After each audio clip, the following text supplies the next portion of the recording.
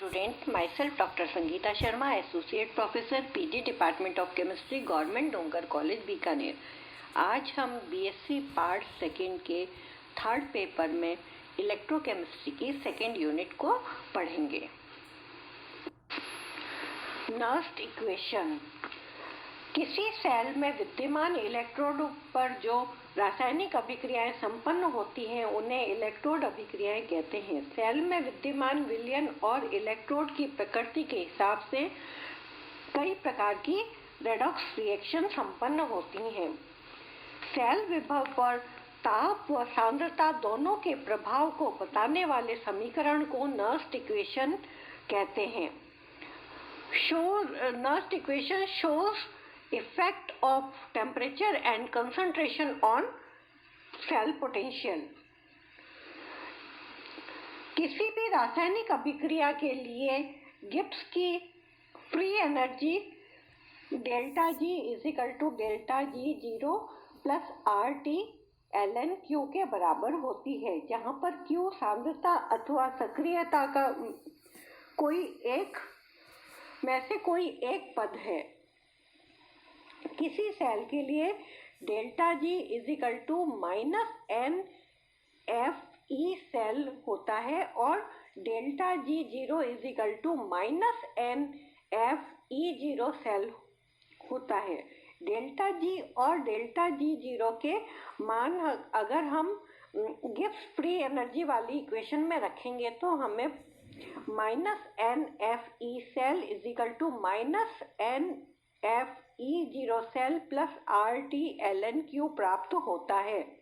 इसमें इस समीकरण में दोनों तरफ माइनस एन एफ का भाग दे तो E cell is equal to E zero cell minus R T upon N F L N Q.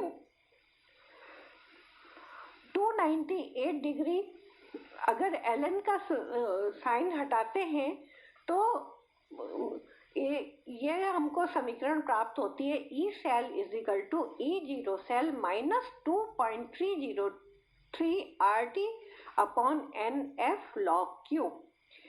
298 degree Kelvin व आर व एफ के मान रखने पर E cell is equal to E zero cell minus 0.05916 volt upon N log Q होता है।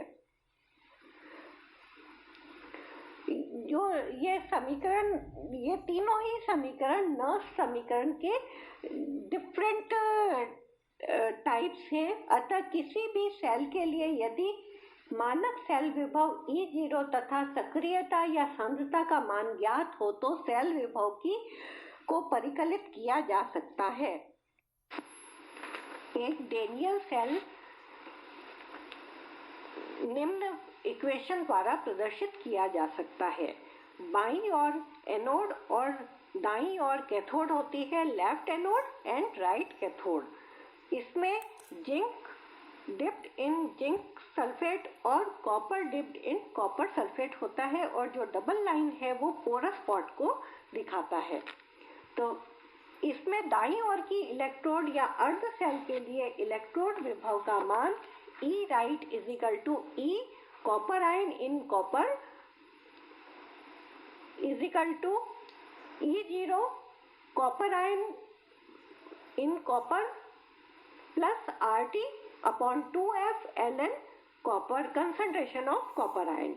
इसी प्रकार बाईं ओर की इलेक्ट्रोड के लिए इलेक्ट्रोड विभव का मान E left is equal to E zinc in zinc ion is equal to E0 zinc in zinc ion plus RT upon 2f ln concentration of zinc ion। इसी प्रकार पूरी सेल का विभव अर्थात सेल का विद्युत वाहक बल दोनों इलेक्ट्रोड के विभव के अंतर के बराबर होता है। E cell is equal to E right minus E left. तो राइट में कॉपर इलेक्ट्रोड है और लेफ्ट में जिंक इलेक्ट्रोड है। उन दोनों को लिखने पर हमको जो इक्वेशन प्राप्त होती है E cell is equal to E zero copper in copper ion minus E zero zinc in zinc ion plus R T upon 2f ln concentration of copper ion upon concentration of zinc ion। क्योंकि मानक अवस्था में cell विभव E0 cell is equal to E0 copper in copper ion minus E0 zinc in zinc ion. E cell is equal to E0 cell plus RT upon 2F ln concentration of copper ion upon concentration of zinc ion। RT व F के मान रखने पर E cell is equal to E0 cell plus 8.314 joule K inverse mole inverse into 298 Kelvin into 2.303 upon 2 into 96,500 coulomb per mole log concentration of copper ion upon concentration of zinc ion।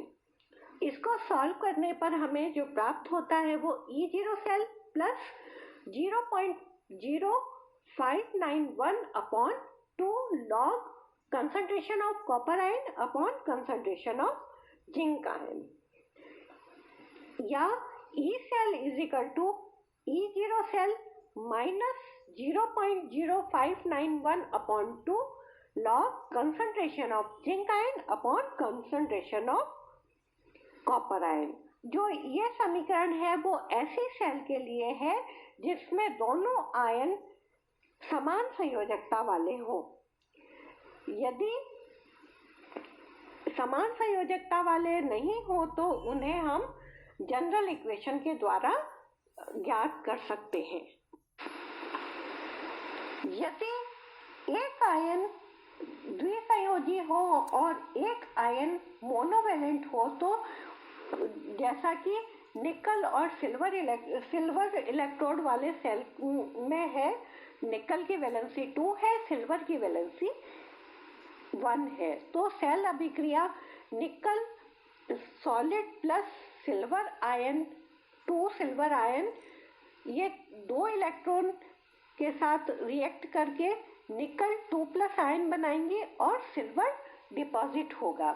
और इसके लिए जो EMF है वो E cell is equal to E0 cell plus RT upon 2F ln concentration of silver ion का square upon concentration of nickel ion, या E cell is equal to E0 cell minus 0.0591 upon 2 log concentration of nickel ion और upon concentration of silver ion का square. अतः एक सामान्य अभिक्रिया small a plus b small b n electron लेकर C और D में बदलते हैं, तो इसके लिए जनरल फॉर्मूला ये होगा E cell is equal to E0 cell minus 2.303 RT NF log concentration of C raised to C, concentration of D raised to D upon concentration of A raised to A upon concentration of B raised to B। इस प्रकार इस equation की सहायता से किसी भी cell के लिए सेल विभव के मान को कैलकुलेट किया जा सकता है। A प्लस B एक सामान्य रिवर्सिबल रिएक्शन है। इस अभिक्रिया के संपन्न होने में जो फ्री एनर्जी में कमी होती है वो minus delta G is equal to minus delta G zero minus RT J के बराबर होती है। यहाँ पे माइनस डेल्टा जी जीरो मानक मुक्त ऊर्जा में हुई कमी और जे उत्पाद व क्रिया कारकों की सक्रियता के मान है। तो हम लिख सकते हैं minus delta G is equal to minus delta G zero minus RT ln activity of C into activity of D upon activity of A into activity of B। यदि सेल का EMF E वोल्ट हो और अभिक्रिया में N Faraday या NF Coulomb विद्युत का प्रयोग होता हो तो सेल द्वारा किया गया अधिकतम विद्युत कार्य NEF वोल्ट कूलॉम या जूल होगा। तो ऊष्मागतिकी नियम के अनुसार minus delta G is equal to NEF। या हम लिख सकते हैं NEF is equal to minus delta G 0 minus RT ln A activity of C into activity of D upon activity of A into activity of B, जिसको solve करने पर हमें जो इक्वेशन प्राप्त होगी, क्योंकि N और F दोनों कट जाएगा, इसमें अगर हम NF का भाग दें इस इक्वेशन में तो हमें इक्वेशन प्राप्त होती है E is equal to E0 upon minus RT upon NF ln activity of C into activity of D upon activity of A into activity of D। यहाँ पर E0 है सेल का मानक EMF। दुर्बल विद्युत अपघट्य की स्थिति में अथवा प्रबल विद्युत अपघट्य के अत्यंत दुर्बल विलयन की परिस्थिति में पदार्थ का सक्रियता गुणांक के मान इकाई हो जाते हैं, तब पदार्थ की सक्रियता उसकी सांद्रता के बराबर हो जाती है। तो हम उस स्थिति में लिख सकते हैं E is equal to E0 minus RT upon NF 2.303 log concentration of C into concentration of D upon concentration of A into concentration of B। एकल इलेक्ट्रोड की स्थिति में सामान्य सेल क्रिया जो होगी वो मेटल ऑक्सीडाइज होकर मेटल आयन बनाता है और मेटल आयन रिड्यूस होकर मेटल में परिवर्तित हो जाता है। उस स्थिति में E is equal to E0 minus RT upon NF ln concentration of metal ion upon concentration of metal, या E is equal to E0 minus RT ln concentration of metal ion, क्योंकि जो मेटल की कंसंट्रेशन होती है वो 1 के बराबर होती है। अगर ln को लॉग में बदलते हैं तो हमें E is equal to E0 minus RT upon NF into 2.303 log concentration of M metal ion 25 degree centigrade पर स्थिरांक R व F के मान रखें तो हमें जो समीकरण प्राप्त होता है वो E is equal to E0 minus 0.059 upon M log concentration of metal ion.